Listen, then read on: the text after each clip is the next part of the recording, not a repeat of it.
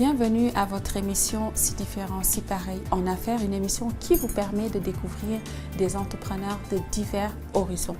Aujourd'hui, nous allons à la rencontre de Aïssatou Ba, styliste et propriétaire de Signares Nomade, mais tout de suite, allons rencontrer M.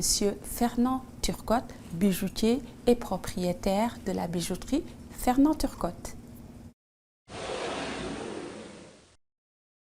Monsieur Turcotte, racontez-nous un peu comment vous êtes arrivé au secteur de la bijouterie. Un peu par hasard. Mon beau-père, il avait une petite bijouterie sur la rue Alexandre, puis il voulait la liquider.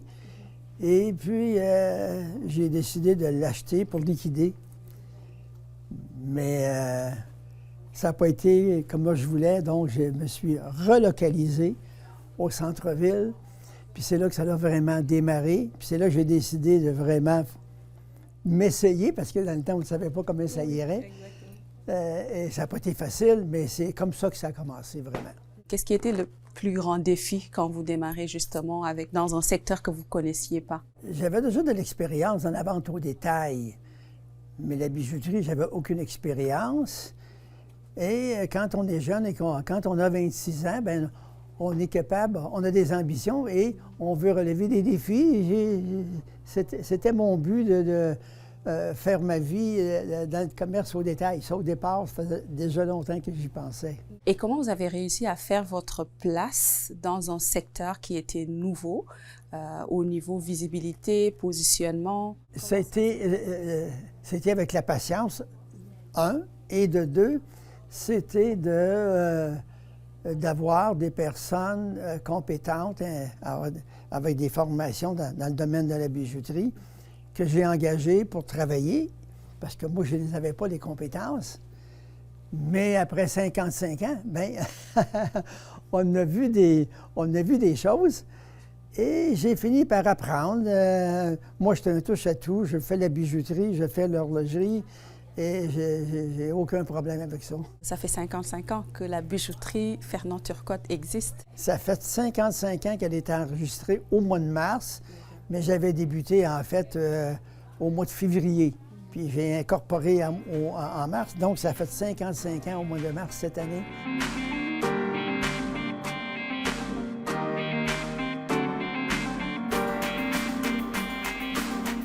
C'est quoi les changements les plus importants que vous avez eu à vivre avec cette entreprise-là? Je parle de quand j'ai commencé, le prix de l'or était à 40 l'once. Et tout d'un coup, ça s'est mis à monter, c'est venu à 70, 80, 100. Alors, on était découragés, on pensait qu'on serait obligé de fermer nos portes. Mais c'était le contraire, ça a créé un engouement pour les bijoux en or. Et c'est vraiment là qu'on a vraiment commencé à vendre des bijoux en or et que la bijouterie a commencé. Ça faisait peut-être, là, je dirais, 4-5 ans que j'avais la bijouterie. Ouais. Puis c'était pas facile, mais là, ça a vraiment démarré.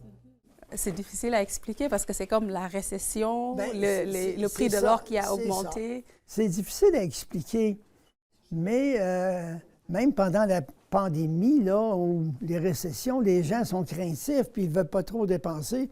Okay. Donc, ils n'achètent pas des gros morceaux, une automobile où on commence à changer les appareils ménagers. C'est comme un moyen d'investissement pour certains aussi. Mais ils étaient capables de dépenser peut-être un 150, 200 $. Puis dans ce temps-là, c'était de l'argent, 150, 200 $ dans la bijouterie, faire des cadeaux. Puis là... Puis, au contraire, ces moments-là, ça a été des bons moments pour moi dans la bijouterie. Donc, pendant la pandémie, ça n'a pas reculé pour vous, là? Non, au contraire. Au contraire. Au contraire. Mais c'est sûr qu'on était fermé, la première fois, on a été fermé 2 mois. Ouais.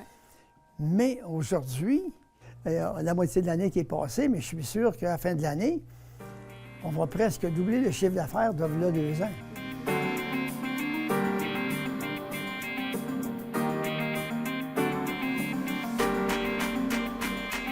Vous avez été très impliqué au niveau du centre-ville et tout. Est-ce que vous pouvez nous parler un peu de votre attachement par rapport à l'implication à Sherbrooke ici? J'ai toujours aimé m'impliquer dans ma communauté, que ce soit au niveau des... moi, j'étais un pratiquant dans ma paroisse, j'ai été marié. J'ai été coach au hockey pour les jeunes, j'ai été coach au baseball pour les jeunes. Après ça, j'ai commencé à m'impliquer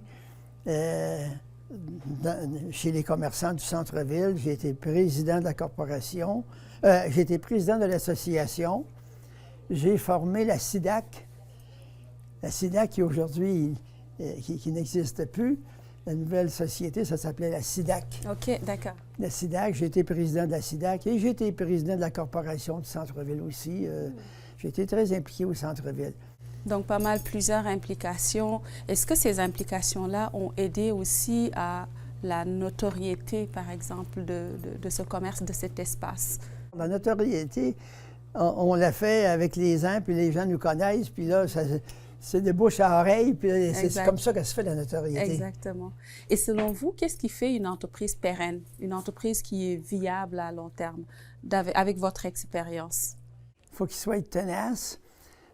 Puis, c'est sûr que si quelqu'un, aussitôt qu'il y a un petit inconvénient qui arrive, puis qu'il lâche, non, il peut arriver des choses, il ne faut pas passer à travers. Moi, j'ai jamais lâché, moi. Peu importe la situation, il faut être tenace. Et comment est-ce qu'on travaille l'équilibre entre ce besoin d'avoir de la ténacité si on veut avoir une entreprise pérenne ou viable et quand même le bien-être de l'entrepreneur qui est très important pour avoir du temps pour soi, pour plein d'autres choses. Est-ce que vous avez réussi à avoir un certain équilibre ou qu'est-ce qui vous a aidé? Ma philosophie de la vie, moi, c'est l'équilibre. Il faut voir à tout avoir ça en même temps. Et j'ai jamais eu de problème. J'ai 3 enfants. J'ai 3 enfants extraordinaires qui ont fini à l'université et je viens de leur vendre justement le commerce. Ils vont être impliqués tous les 3 dans le commerce. Mais je répéterai que pour moi, le plus important, c'est l'équilibre. Et justement, j'allais parler de ce transfert. Vous avez vendu l'entreprise à vos enfants. Oui, j'ai vendu.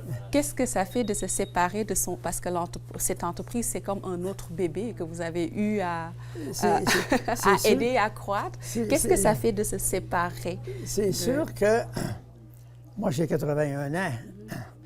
Donc, j'y pensais, qu'est-ce que je vais faire de ça? Parce que vendre ça, un commerce comme ça, c'est pas évident. Et là, on a eu des rencontres et c'est le 1er de mars qu'on a vraiment passé les papiers, qu'on a transféré les actions. Ça a fait peut-être un peu une sensation un peu spéciale, mais j'étais tellement heureux que mes enfants prennent la relève et que je n'aie pas besoin surtout de faire la liquidation à 81 ans. Ça aurait été... Vous ne voulez pas reprendre ça, là, il y a 55 ans? Ça aurait été assez lourd. Okay. Mais depuis qu'ils ont pris ça, eux autres, ils veulent l'améliorer. Eux autres, ils veulent apporter rajeunir. Leur touche. Apporter leur touche. Ils exact. Veulent faire des rénovations dans la bijouterie. Là, ils sont en train d'informatiser. Je trouve ça formidable. Mais moi, j'avais plus l'énergie pour faire ça.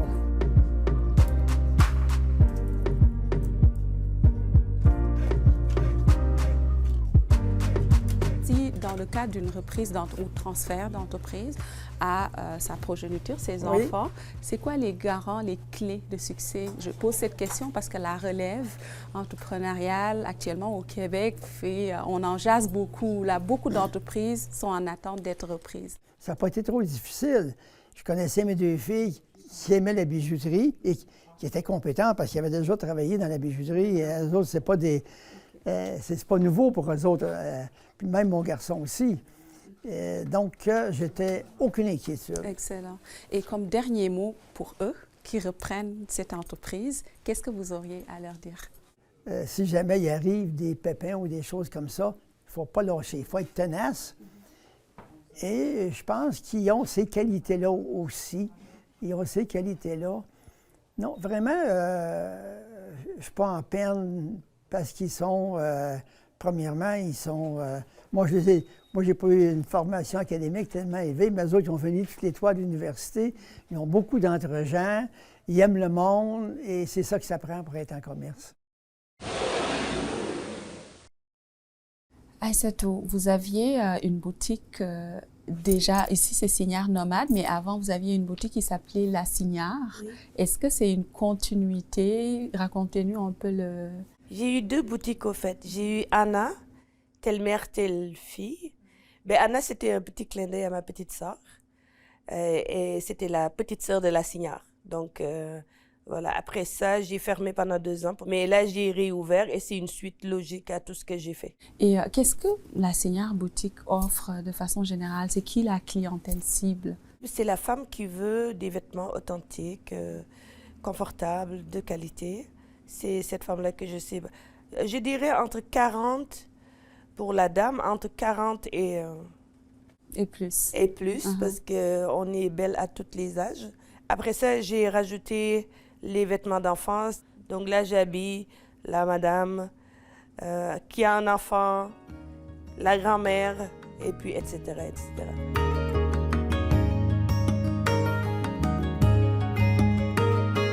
Et comment vous êtes arrivé au secteur de la vente de détail, dans le domaine de l'habillement? C'est un pur hasard parce que moi, au Sénégal, j'ai étudié en informatique.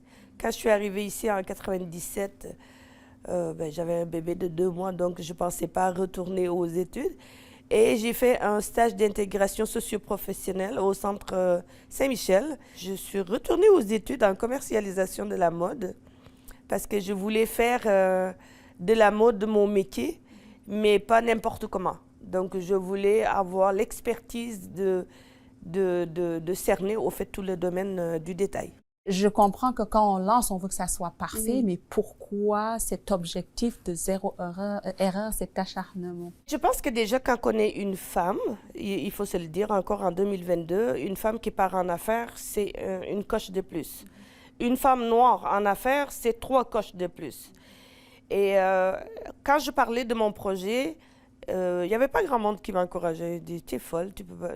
Oui, je suis capable de faire ça. Mais non, ça ne marchera pas. Oui, ça va marcher. Et pour que ça marche, c'est 0 erreur. En tant qu'entrepreneur, c'est dans la rigueur qu'on réussit. Moi, je suis une personne à la base un peu control freak. J'aime contrôler parfaitement ce que je fais. Quand j'ai ciblé mon marché, c'était un peu compliqué parce que quand j'arrivais à la niche que je voulais, j'avais à peu près 200 femmes que je ciblais. Que je voulais, c'est des femmes, 50aine d'années, instruites, éduquées, voyager, ouvertes dans le monde, qui aiment le beau, qui aiment l'authenticité. Assez précis. Et qui ont de l'argent. Ça, il ne fallait pas oublier ça parce que c'était le nerf de la guerre. Parce que acheter un veston à 500 $, c'est pas tout le monde qui fait ça. Même s'il y en a qui ont de l'argent, il y en a qui veulent pas. Parce que c'est pas dans leur corde, c'est pas. Et c'est correct. Ouais. Alors, moi, la femme que je voulais habiller, dans notre jargon de mode, on appelle ça une fashion leader. Et comment vous avez réussi à captiver, parce que là, vous avez une idée de votre clientèle, une petite niche. Comment est-ce que vous vous êtes fait votre nom? Moi, sincèrement, je me suis placée au bon endroit. Quand on parle des 3 P, là, j'étais au bon endroit, à la bonne place. J'avais les bons produits, j'avais les bons prix. Quelqu'un qui passait devant ma vitrine, je dirais 80% de mes clients, la première année, c'est ma vitrine qui les a fait rentrer. Parce que c'était important. Voilà, c'était important pour moi, la présentation visuelle de mon magasin. Comme je disais tantôt, je suis un peu une forme de control freak, mais l'harmonisation d'une boutique fait partie, c'est ton premier vendeur au fait. Tes mannequins sur tes vitrines, c'est ton vendeur silencieux.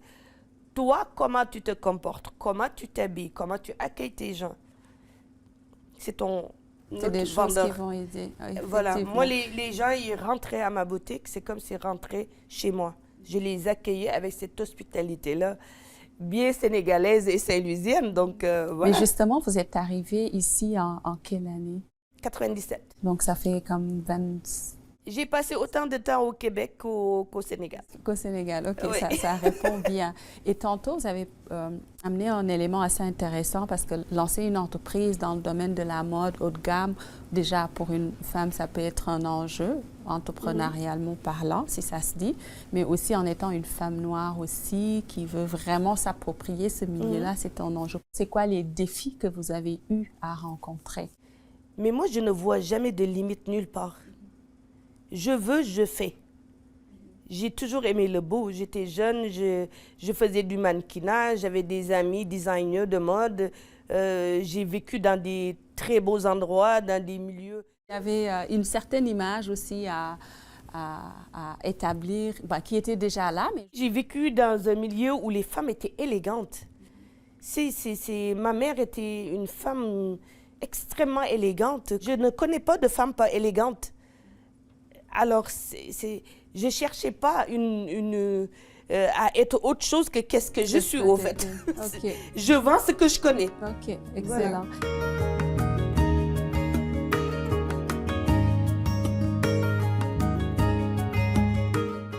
Et c'est quoi les qualités dont doit se doter une entrepreneur pour que son entreprise puisse aller au top? Ça prend beaucoup de folie. En même temps, il faut être folle et il faut avoir une certaine folie, avoir beaucoup de rigueur, parce que la gestion, c'est de la rigueur. La gestion, ce n'est pas des émotions. Et puis, beaucoup d'humilité, parce que tu rencontres toutes sortes de monde. Tu te fais juger, mais ne juge jamais celui qui ouvre ta porte, parce que tu ne sais pas à qui tu as affaire. Et qu'est-ce que vous dites de l'équilibre? Comme je suis une personne passionnée, je suis une personne extrémiste. L'équilibre, ça, je ne connais pas. C'est l'un ou l'autre. J'ai essayé quand mes enfants étaient plus jeunes. J'ai fait de mon mieux. Je sais que des fois, j'étais pas au top de ma forme physique et mentale, parce que les entrepreneurs, on déprime, on est stressé. Il ne faut pas se la raconter. Ce n'est pas un métier qui est facile. D'où l'importance d'être tenace et de savoir ce qu'on veut et de faire du mieux qu'on peut. C'est de donner toujours ton maximum. Ouais. Moi, c'est ça que je me dis. C'est pour ça que je me couchais quand même tranquille. En me levant le matin, je dis, je suis prête à donner le maximum de ce que je peux donner aux gens. Voilà, c'est ça. Donne ton maximum, fais ce qui te semble bien, pourvu que tu sois heureux à le faire. Excellent. Monsieur Turcotte, pourquoi vous avez décidé de vous lancer en affaires? Est-ce que ça a toujours été quelque chose que vous aviez en vous ou vous aviez vu en grandissant vos parents le faire? C'est sûr que j'ai été élevé sur la ferme, c'est déjà une forme de commerce. Et je l'avais toujours eu dans la peau. Puis j'étais rendu une certaine âge, pas bien vieux. Et l'occasion s'est présentée. Et c'est comme ça que ça a commencé. Donc, parce que j'avais le goût. Sinon, je n'aurais pas racheté un autre commerce pour continuer dans le commerce. Dans le domaine. Donc, le fait d'avoir grandi, c'est là où je voulais en venir, dans une ferme. Oui. Il y avait une sorte d'entrepreneuriat en vous qui vous a facilité. Et voilà. OK. Et Aïssatou, de votre côté, comment ça s'est fait, cette touche entrepreneuriale ou cette fibre? Je pense que ça s'est bâti par réaction. Quand je suis arrivée au Québec avec un jeune enfant, pas très intégré, je dirais, j'ai regardé un peu, j'ai fait des formations, j'ai travaillé longtemps et puis tout ça, mais il y avait quelque chose qui toujours en moi qui me disait « t'en fais pas assez ». Et j'ai vraiment cherché au fond de moi c'était quoi qui me dérangeait autant à travailler pour les gens. Et j'ai toujours eu, depuis l'âge de 20 ans, 3 jobs. J'ai toujours travaillé à 3 endroits différents pour m'épanouir. Un jour, je suis arrivée comme un cheveu dans la soupe aux projections. J'ai dit, moi, je veux partir en affaires, mais je ne sais pas dans quoi. Ils sont partis à rire, bien sûr. Ils m'ont dit, écoutez, on va vous inscrire à la bosse des affaires et on va voir si vous avez toujours envie de partir en affaires. À la base, je voulais partir une boulangerie artisanale. Ça n'a rien à voir avec ce que je fais aujourd'hui, mais je voulais travailler de mes mains, voir les gens, donner quelque chose qui était plus que acheter, partir. Et c'est là où je suis Madame Nicole Bergeron qui m'a coachée sur la bosse des affaires. À un moment donné, il me dit, il me semble, ma belle, je ne te vois pas dans la farine du matin au soir. Tu aimes le beau, tu es toujours bien habillée, tu connais beaucoup la mode, c'est ta passion. Pourquoi tu n'irais pas en commercialisation de la mode? Je dis, ah.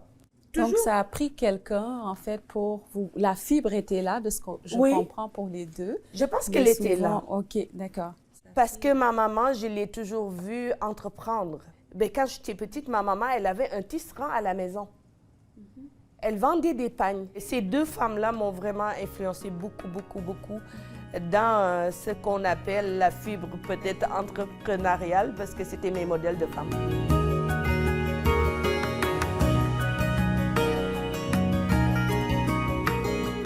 Et qu'est-ce qui se passe dans la tête d'un entrepreneur qui se dit, OK, moi, je ne veux pas travailler pour quelqu'un, je me lance dans mon entreprise. Il doit y avoir des peurs, des hésitations, plein de choses, mais qu'est-ce qui fait qu'on passe à travers tout ça? J'ai jamais eu d'inquiétude à ce sujet-là. Pourtant, au moment où j'ai débuté, là, ça n'a pas été facile. Ça n'a pas été facile. Je dirais que les 5 premières années, c'était pas facile, mais j'ai été persévérant, j'ai pas lâché. Ma femme travaillait avec moi, on avait juste un employé. Et dans le métier que j'avais, moi, j'étais pas horloger à ce moment-là, mais j'étais pas joaillier non plus. Donc, j'avais des personnes qui me faisaient ces travaux-là pour mes clients. Et c'est comme ça que ça a débuté. Et au bout de 5 ans, là, je dirais là, que ça a démarré vraiment. Puis là, c'est là que le commerce a vraiment pris son envol. Démarré. Là. Excellent. Oui. Est-ce que vous vous retrouvez, Aïssatou, dans ce que M. Turcotte dit par rapport aux peurs? Est-ce que vous aussi, vous en aviez pas? Ou... C'est ça peut-être mon drame, j'ai jamais peur de rien. Bon. C'est mon mari qui avait peur pour moi, mais moi, j'avais pas peur. Je me disais, le pire qui peut arriver, c'est que ça marche pas, mais je l'aurais fait. J'ai essayé. C'est juste la passion, moi, qui m'a animée. La passion de vouloir faire, de créer, parce que c'est presque un art, partir une entreprise. Tu pars d'une idée farfelue et tu la vois se concrétiser. Quand c'est concret, tu dis « waouh ». Et moi, la première année, les gens me disaient « ça va-tu marcher ?» Bien, ça marche déjà. J'étais même victime de mon propre succès. Parce qu'il a fallu là que j'embarque mes outils de gestionnaire parce que je ne suis pas gestionnaire du tout. Donc, et puis là, wow, là, tu as une croissance rapide, là, il faut embrayer. Là. C'est la passion qui anime. Moi, c'est ça qui m'a animée. Puis quand on est jeune, ben moi, c'était ma façon de voir les choses. Hein. On y va, et si, après 1 an ou 2, je ne serais pas un vieillard. On fera d'autres choses, on s'asseyera dans d'autres choses. Mais on ne faisait pas ça pour dire on va faire d'autres choses, on y croyait. Mais si jamais ça ne fonctionne pas, ben là, on aura toujours le temps de se reprendre. Exact. C'est quoi le regard aujourd'hui là que vous portez un peu en arrière quand vous voyez tout le chemin que vous avez eu à traverser? Quand j'aurais été plus jeune, j'aurais aimé avoir plus de formation académique. Ça m'a toujours manqué parce que j'ai toujours voulu m'impliquer. Et quand j'étais impliqué dans 1001 choses. Bien, quand ça venait le temps de prendre la parole ou d'écrire des textes, c'est toujours un petit peu plus difficile. Mais je me suis toujours quand même assez bien débrouillé. Donc, c'est le regard que vous portez quand oui. OK. Et vous, Aïssatou? J'aurais aimé avoir plus de peur. Plus de formation, plus de peur? J'aurais aimé que quelqu'un m'arrête des fois. OK. Parce que j'ai poussé ma corde au bout, moi. J'ai fait tout ce que je voulais et je pouvais faire. C'est ça. Donc, j'ai 0 regret. Il n'y aurait rien à... Non, moi, toutes mes implications, j'ai été très, très impliqué. Aujourd'hui, c'est bien sûr que n'aurais pas l'énergie de faire ces choses-là.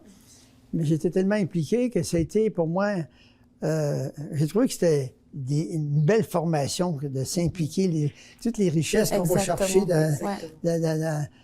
peu importe où tu vas t'impliquer, c'est très enrichissant de ce qu'on peut aller chercher chez les autres personnes. Ben, c'est ce qu'on apprend, ce qu'on dit aussi, l'expérience, apprendre sur le tas, ça on l'a pas sur les bancs d'école ou d'université, peu importe. Là, c'est toute une richesse.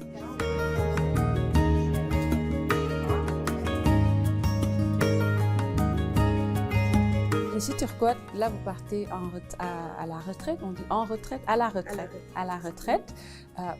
Comment est-ce que vous voyez ça? Avoir été tellement actif, engagé dans la boutique, c'est quoi vos impressions? On va dire, au moment où j'ai vendu les actions, je savais que les heures de travail ne diminueraient pas parce qu'ils se fiaient sur moi, puis moi, j'étais prêt à donner le temps nécessaire pour qu'ils s'organisent. Et je ne suis pas prêt à arrêter. Je suis pas prêt à arrêter. Transfert de savoir, hein? La retraite, là, pour moi, les gens disent c'était la retraite. Non, je ne suis pas à la retraite. Moi, je travaillais encore entre 45 et 50 heures par semaine. C'est trop. Là, je veux baisser un peu parce que j'aime ça faire du sport. Moi, je suis un golfeur. J'aime ça jouer le billard. J'aime ça avoir du bon temps. Puis j'ai une famille aussi. Baisser vos heures et faire les choses que vous aimez. C'est comme ça que vous le voyez. Et c'est parfait. Tant que je vais avoir la santé que j'ai là, je vais rester actif. C'est quoi que je vais faire? Je ne le sais pas. Mais je vais rester actif. Ben, au grand bonheur de la bijouterie, en tout cas, là, parce qu'il y a toute de l'expérience ici. Pour dernier mot, Aïssatou, c'est quoi le conseil que vous aimeriez donner à ceux ou celles qui veulent se lancer? Les mots-clés, tu veux, fais-le. OK. Excellent. Tu veux, just do it. Puis persévérant. C'est ça. En étant persévérant. Ah, absolument. J'aime bien ce complément-là. OK, parfait. Donc, fais-le tout en étant persévérant. Oui. Ben, excellent. Merci beaucoup à vous deux. Mais ça m'a fait plaisir. Merci à toi.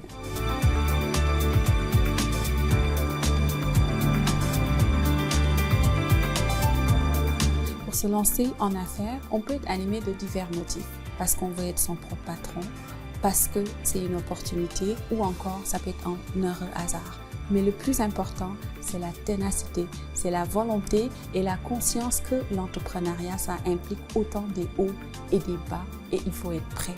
C'est ce que nous inspirent nos deux entrepreneurs d'aujourd'hui. Nous vous remercions d'avoir été des nôtres.